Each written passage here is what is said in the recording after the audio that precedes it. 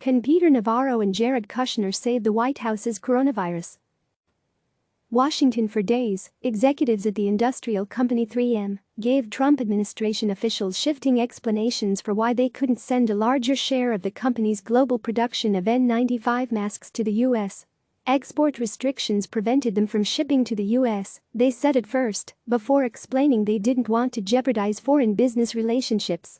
As the executives resisted, the top White House officials handling the case, senior advisor Jared Kushner and trade advisor Peter Navarro, grew exasperated. On Thursday, they went to the Oval Office to urge President Donald Trump to invoke the Defense Production Act and force the company to ship tens of millions of additional masks to the U.S. in response to the coronavirus outbreak that had already killed more than 6,000 Americans. Their appeal worked, and before heading to the White House briefing room that afternoon, Trump signed the order.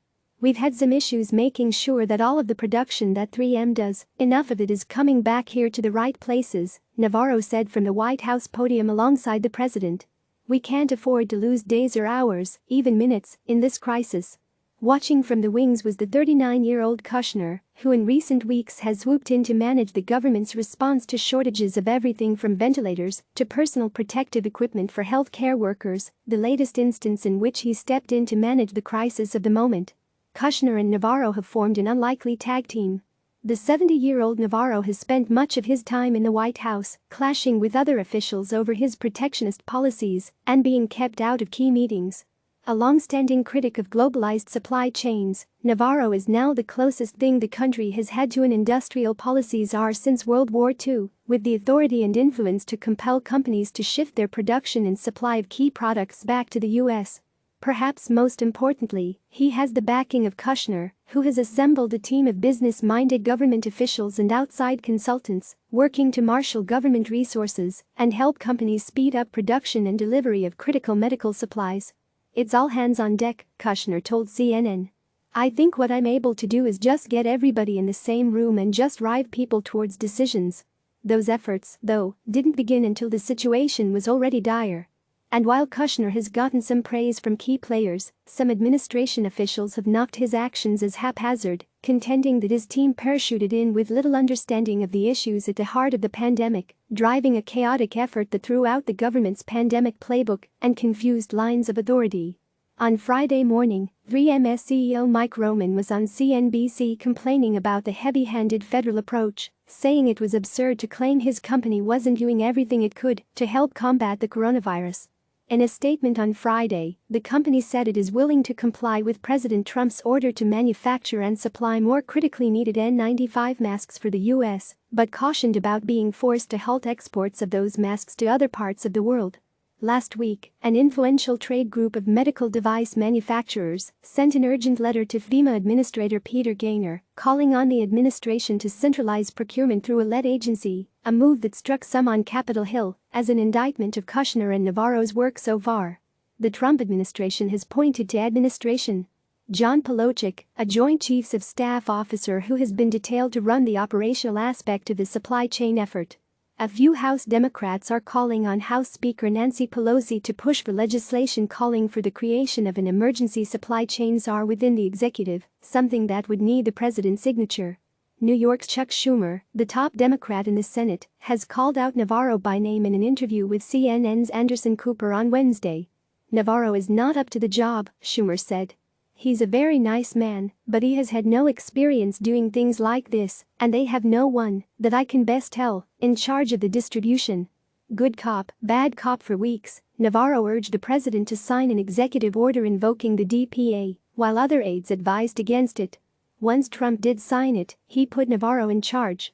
And while the executive order gives Navarro specific authorities, other aides have minimized Navarro's power, saying that process still goes through multiple channels in the West Wing before being approved. Still, Kushner and his team are increasingly leaning on Navarro, a former economics professor, who has gleefully taken on the bad cop role in dealing with companies. If Kushner's role is to facilitate cooperation between government and industry, Navarro's is to make it clear how tough the administration is willing to get if industry doesn't get on board. Navarro has at times taken a heavy-handed approach, threatening companies with the onerous exercise of certain authorities under the DPA, If they do not comply with speeding up their production capacity and committing to delivering their supply to the US rather than foreign countries, they do more than light threats, one ventilator company executive told CNN. In interviews with CNN, executives in the ventilator industry praised open lines of communication with federal agencies and White House officials, including Navarro, working on supply chain issues. One of those executives told CNN the administration is pounding on people to get in line. You can call that strong arm, but they're doing what you'd expect them to do in a crisis, the executive said. It's an open question about whether Navarro's tactics have been effective, but 3 administration officials said Kushner has sought to deploy Navarro to deal with problematic companies, often in tandem with officials on his team. I always think of Peter a little bit like a cruise missile, said one senior administration official. Like a missile, you just gotta make sure the missile is well guided. Kushner swoops in. Jared Kushner, senior advisor, has taken over large swaths of the White House's coronavirus response efforts. While Navarro plays the heavy hitter with the private sector, Kushner has focused on bolstering the government supply chains. Working with the Federal Emergency Management Agency and the Department of Health and Human Services, Kushner has arranged several flights of critical supplies from China to the U.S. He's also become a top liaison to New York Governor Andrew Cuomo, whose state accounts for more than a third of the U.S.'s coronavirus cases. Kushner became involved in the administration's coronavirus efforts in early March, more than 2 months after the coronavirus first hit the U.S. government's radar, at the request of Vice President Mike Pence and his Chief of Staff Mark Short, who were struggling to marshal the West Wing into action in the power vacuum between acting White House Chief of Staff Mick Mulvaney's impending exit and Representative Mark Meadows stepping in to replace him. We didn't have the latitude to direct different functions of the White House in response. It was important to have Jared's help with that, a senior administration official said. In that first week, Kushner pushed an indecisive Trump to ban foreigners from traveling to the U.S. from 26 European countries and helped draft Trump's primetime Oval Office address to announce the travel restrictions, remarks that required several corrections and sparked confusion after Trump failed to note that Americans were exempt from the travel suspension. From there, Kushner began assembling a team of officials to address the most problematic issue at the time: the availability of testing. But that role quickly expanded, even though the testing issue has been far from resolved. Kushner and his team have since worked on everything from testing capacity, ventilator production, transportation of protective equipment, blood-based coronavirus testing, and doing case studies on how to begin reopening the economy. Kushner's role has drawn eye rolls from some inside the White House, who say that he was among those urging the president to downplay the coronavirus threat in February, when the market started tanking. A senior administration official insisted that Kushner took the threat of the virus seriously all along.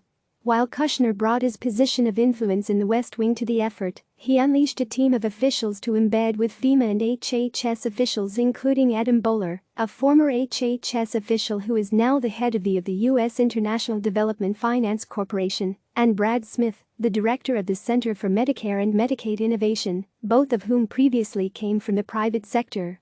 A coterie of McKinsey consultants are also helping Kushner's team. Recently, the officials have been splitting their time between the White House grounds and FEMA headquarters, where Kushner has made several appearances at the National Response Coordination Center, the nerve center of FEMA's supply chain efforts. While corporate executives have largely praised Kushner's efforts to help cut through red tape inside the government, he has rankled some officials. They argue Kushner is circumventing protocols that ensure all states' requests are handled appropriately, instead directing FEMA and HHS officials to prioritize specific requests from people who are able to get Kushner on the phone. They also say his team has approached every problem with the view that if you put an MBA on it, you can solve it, and that he has jumped from one shiny object to the next. First testing, then supply chain issues. A senior administration official argued that Kushner's team sees its job as establishing a prototype, then getting things up and running, and then turn it over to the right agencies. After about a week of working on expanding testing, Kushner and his team handed off the bulk of the work to administration. Brett Giroir, the Assistant Secretary for Health at the HHS. It is leaping from thing to thing, but it's not because it's shiny, it's because it's important, the official said. But the approach puts Kushner at risk of appearing pompous and condescending towards some of the states that are desperately trying to get more supplies. Despite running supply chain efforts for just 2 weeks, Kushner was quick to downplay states' needs and claim to know more about the situation than they do. At the Thursday White House briefing, he claimed a federal stockpile of essential equipment was not supposed to be state stockpiles that they then use, and took a shot at governors for not knowing their own inventories of supplies. The states should know how many ventilators they have in their states.